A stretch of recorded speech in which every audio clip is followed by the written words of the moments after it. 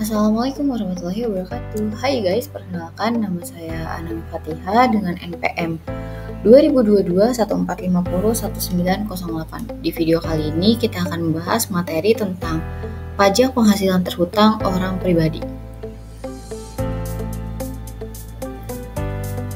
Undang-Undang Pajak Penghasilan. Definisi pajak penghasilan atau PPH dapat diketahui dari Pasal 1 Undang-Undang Nomor 7 Tahun 1983 tentang pajak penghasilan, sebagaimana telah diubah terakhir dengan Undang-Undang Nomor 36 Tahun 2008 atau UU PPH.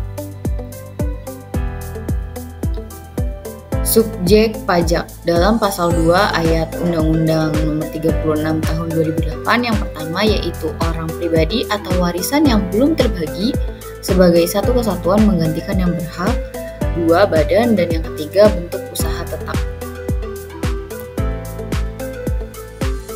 Pajak penghasilan PPH orang pribadi.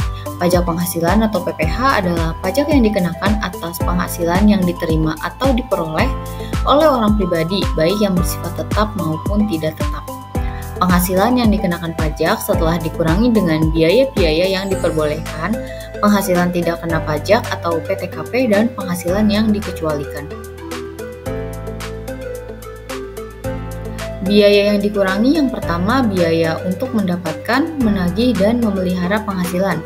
Yang kedua, biaya operasional seperti sewa, gaji karyawan, dan biaya lain yang terkait dengan usaha.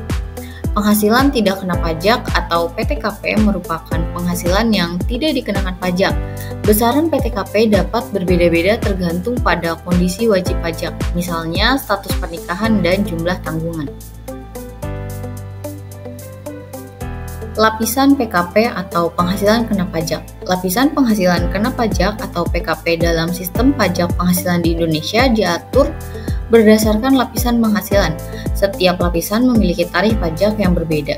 Berikut adalah rincian lapisan PKP dan tarif pajaknya sesuai dengan ketentuan terbaru. 0 sampai 60 juta tarif pajaknya 5%, 60 juta sampai 250 juta tarif pajaknya 15%, 250 juta sampai dengan 500 juta tarif pajaknya 25%, 500 juta sampai 5 miliar tarif pajaknya 30%, dan di atas 5 miliar tarif pajaknya 35%. Menghitung PPH OP. Contoh soalnya di sini selama tahun 2021 Pak Andi mempunyai penghasilan neto 9 miliar. Dia menikah dan mempunyai 2 orang anak. Hitunglah PPH terutang Pak Andi. Penghasilan netonya 9 miliar, wajib pajaknya 54 juta, wajib pajak kawinnya 4.500.000, tanggungan anak 1 4.500.000 dan tanggungan anak kedua 4.500.000. Total dari penghasilan tidak kena pajak yaitu 67.500.000. Jadi penghasilan kena pajak dari Pak Andi adalah 8.932.500.000.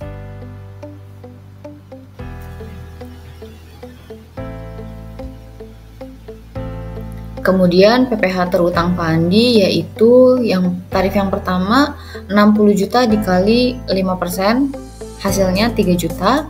Yang kedua 190 juta dikali 15%, di mana 190 juta adalah selisih dari 250 juta dikurang 60 juta dengan hasil 28.500.000.